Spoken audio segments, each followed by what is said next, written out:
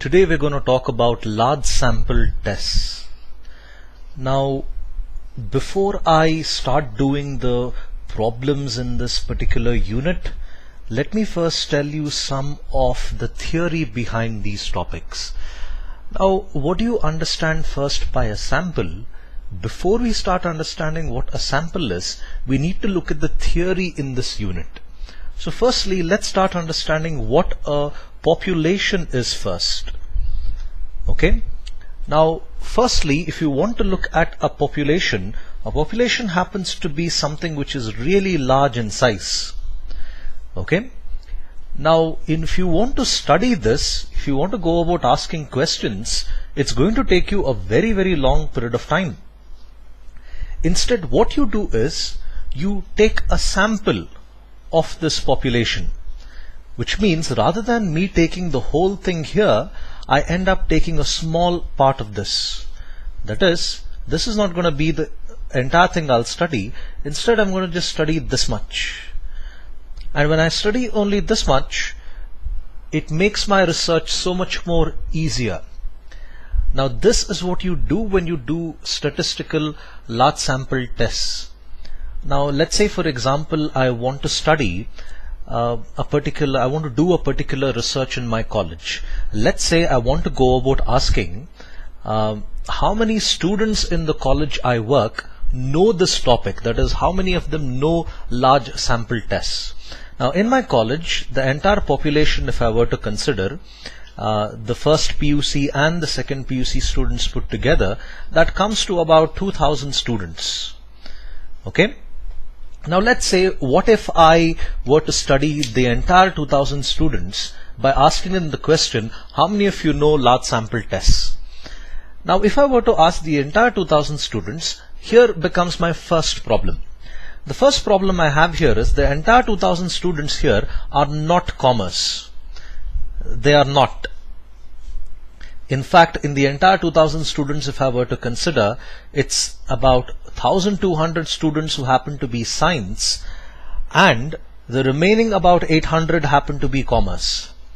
If I were to go about asking the students here, how many of you know large sample tests, I would get a conclusion saying that the majority, or say even 60-70% of the students, do not know anything about large sample tests at all. Now, that kills my assumption. So rather than doing a research where I talk to everyone, I in fact take up a sample. So what I'm going to do here is, I have 800 students who are in fact commas. Let me just write it down here.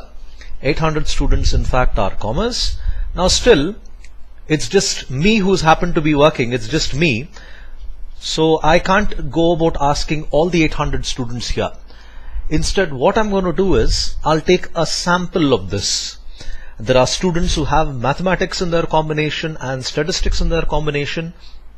There are students who don't have statistics at all in their combination. So I'm going to exclude the students whom I don't want in the study. And the next thing I'm going to do is break down my sample size further. I'm going to go about asking only students in second PU, because these guys are the ones who are studying large sample tests. If I include first PU students in the sample, my results in fact will not be accurate.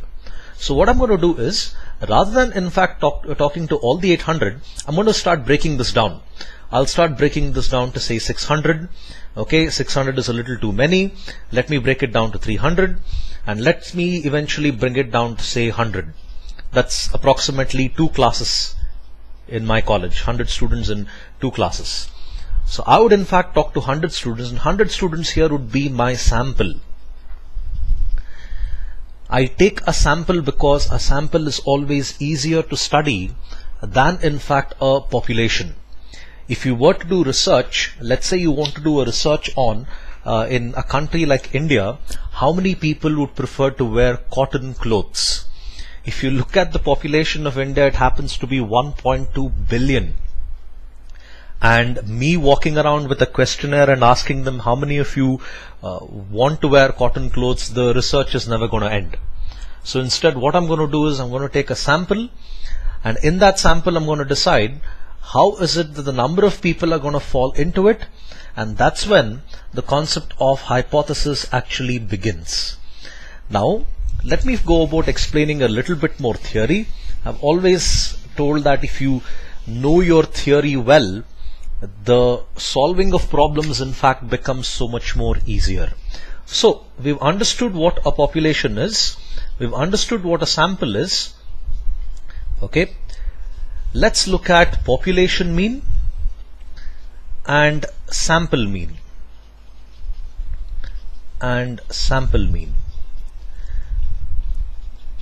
So population mean here refers to the average. I know mean is calculated differently, but for the sake of simplicity, I'm just going to call mean as average. Population mean is always a large number because you are looking at a population here. It always happens to be large. Instead, what I'm going to usually consider would be a sample mean. A sample mean happens to be small because a sample itself is small. Now this is in fact what the basic difference would be. Population mean is usually something we don't consider because it's not really useful for our studies because the value here happens to be large. But however, if I were to take sample mean, the value is small and it makes my calculation so much more easier. Okay, so when I go about looking at this data, I'm eventually supposed to come across a hypothesis. Now, what is the meaning of a hypothesis? A very easy way to understand a hypothesis is to look at it as an assumption. Now, in the research world, assumption is not really something that you would go about using blindly because it's not really a professional term. The more professional way of looking at an assumption would be a hypothesis. Now, let me give you an example of a research that I conducted a few years ago to understand how many people look at a product label before they go about purchasing a product. Now, my hypothesis for the research is not many people happen to read the product label. So I was under the assumption that my hypothesis here was not many. When I say not many here, I mean below 50%, 51%, in fact, don't read the product label at all. Now, this is my assumption. I am yet to, in fact, test if my assumption is right or wrong. When I do a research, when I go about collecting data, I'll be able to, in fact, prove my hypothesis or I'll be able to disprove my hypothesis. Now, it's perfectly fine if your hypothesis is wrong. And in the world of research, you don't really have to feel bad if your hypothesis is wrong. Because when it's wrong, you actually learn something more. Oh, in fact, it's the other way around. In fact, when I did this research, I was clearly under the assumption, my hypothesis was the number of people who don't read product label is in the majority. That is, I was under the impression that 51% of the people who I'm going to study, 51% of the sample, this is not in fact going to read product labels when they buy something. To my surprise, when I did the hypothesis and I actually did the research, it turned out more than 75% of the people happened to read the product label. Now, this is what I learned by doing research, and this is what you would refer to as a large sample test. I contacted around 200-300 of my classmates, of my students, and I went on to ask them a series of questions. And after doing the analysis, I saw that more than 75% actually read the product label. In that case, my hypothesis here has been rejected. I say rejected because I was under the assumption that 51% of the people don't read it. Now, after doing the research, it shows more than 75% happen to read it. So my hypothesis here happens to be rejected. If, let's assume, my research were to give another side of the data, that is, it says that just about, say, 35% of the people read the product label.